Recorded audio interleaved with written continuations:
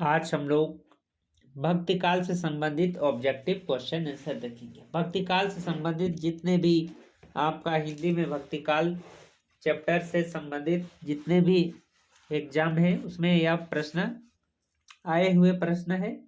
पहला प्रश्न की ओर चलते हैं। सूफी दर्शन के विषय में निम्न कथन में से कौन सा असत्य है? सूफी दर्शन का आधार तसफुफ है। बी में इसमें साधक माफियत की उपलब्ध के लिए आत्मा को परमात्मा में फना कर देता है। सी में यह इक्स हकीकी से इक्स मजाजी तक की यात्रा है। यह अनलहक का सिद्धांत मानता है। तो इसमें से आपका कौन सा कथन असत्य है? तो इसका राइट आंसर है कि आपका सी नंबर असत्य है। इसका आपका सी नंबर या इक्स हकीक से इक्स मजाजी तक की यात्रा है, यह आपका असत्य कथन है।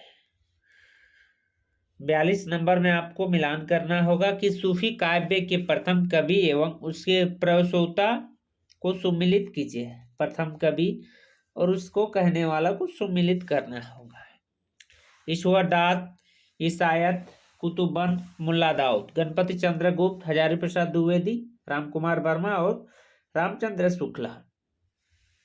तो इसको पहला है आपका ईश्वरदास। ईश्वरदास आपका हजारी प्रसाद द्विवेदी। ईश्वरदास हजारी प्रसाद द्विवेदी। असायत आपका गणपति चंद्रगुप्त। उसके बाद है आपका कुतुबन। कुतुबन है आपका रामचंद्र शुक्ला। उसके बाद है मुल्ला दाऊद। मुल्ला दाऊद है आपका रामकुमार वर्मा, यानी कि ए नंबर इसका राइट आंसर। 193 नंबर का प्रश्न है। हंसावली के विषय में निम्न कथन पर विचार कीजिए। यह असायत की रचना है। दूसरा में इसकी काव्य भाषा के विषय में कुछ विद्वानों का मानना है कि यह गुजराती भाषा की रचना है। 3 में इसका स्रोत विष्णु पुराण है। कौन सा कथन सही नहीं है? केवल 1, केवल 2, सी में 1 और 3 दोनों, डी में केवल 2। तो इसका राइट आंसर है आपका सी नंबर, इसका स्रोत विष्णु पुराण है। तो यह कथन सही नहीं है।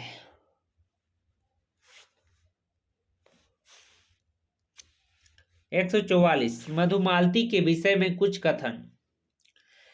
इसमें मनोहर मधुमालती की कथा के समांतर प्रेमा और ताराचंद की कथा चलती है। 2 में यह हिंदी का प्रथम प्रेम खंड है जिसमें बहुपत्नीवाद की झलक मिलती है। इसमें उल्लेख पद्मावत में मिलती है। कौन सा कथन सही है? केवल 1, केवल 1, 2, केवल 1 और 3, केवल 3। यह कौन सा कथन सही है? तो इसका राइट आंसर है आपका कथन सही है 1 और 3, यानी केवल 1 और 3 कथन सही है। इसमें मनोहर मधुमालती की कथा के समानांतर प्रेमा और ताराचंद की कथा चलती है। इसका उल्लेख पद्मावत में मिलता है मधुमालती के विषय में। 145 नंबर का प्रश्न है। आचार्य रामचंद्र शुक्ल ने जायसी के किस या किन रचनाओं को जायसी ग्रंथवाली में स्थान दिया है? ये पद्मावत, कहरनामा, कहावत, मसलनामा। सही कूट का चयन करें। इसमें आपको सही कूट का चयन करना होगा। तो इसका राइट आंसर है आपका आचार्य रामचंद्र शुक्ल ने जायसी की किन रचनाओं को जायसी ग्रंथवाली में स्थान दिया? तो इसका आंसर है पद्मावत को आपका स्थान दिया है। 146 पद्मावत के विषय में कौन सा कथन सत्य है? इसमें पद्मावत के विषय में कौन सा कथन सत्य? इसमें 59 खंड है, यह सही है। इसमें अपने समय के काव्य ग्रंथ का उल्लेख है, यह गलत है। यह कथन असत्य है। तो इसमें यह कथन असत्य है। इसमें 59 खंड है, यह कथन आपका गलत है।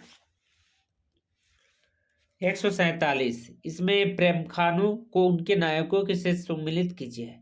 इसमें आपका प्रेम खान दिया है, एक तरफ नायक है। सत्यवती कथा, रत्नसेन, रूपमंजरी, चंद्रयान, लोरी, कृष्णा, ऋतुवर्ण, सोमा।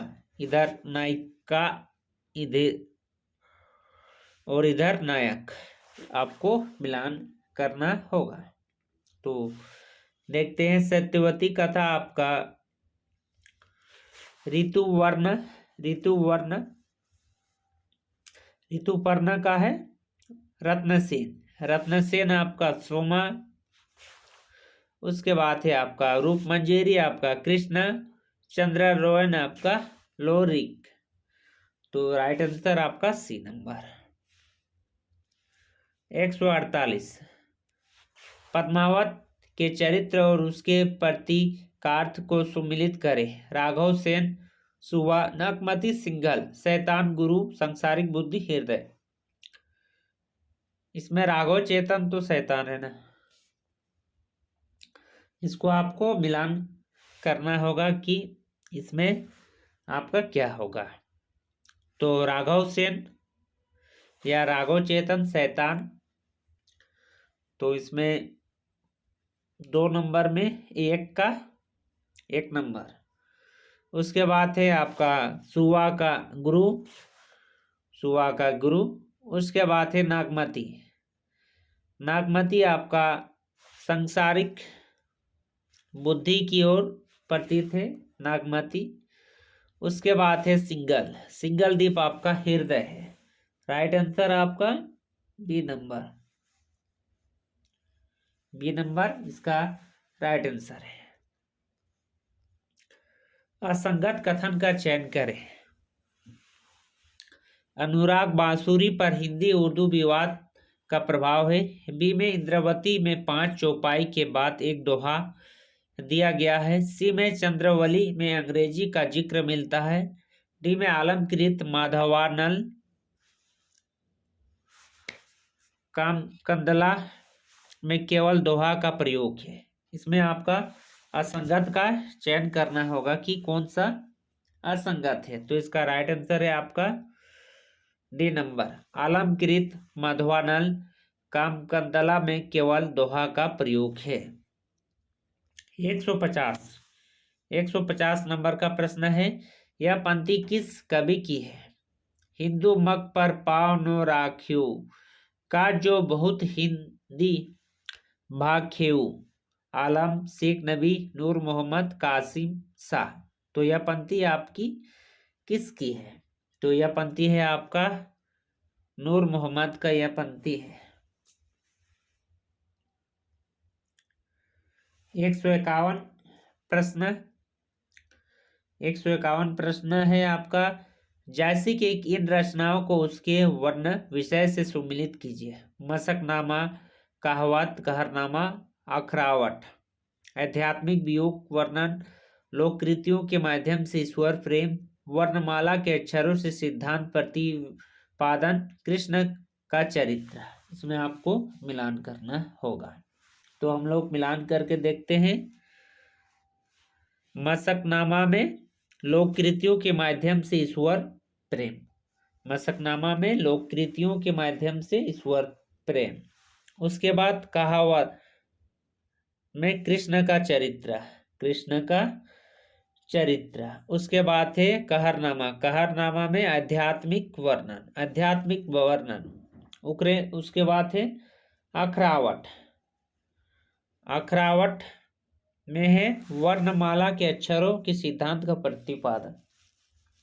तो इस प्रकार से इसका मैच होता है।